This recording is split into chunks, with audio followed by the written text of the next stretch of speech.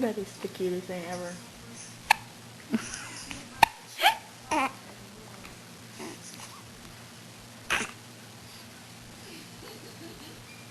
Just think of what you ate for dinner last night.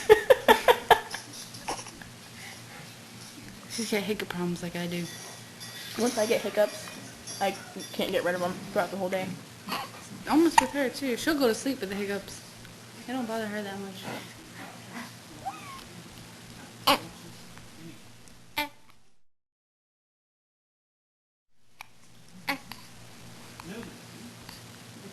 Kitty. Stop.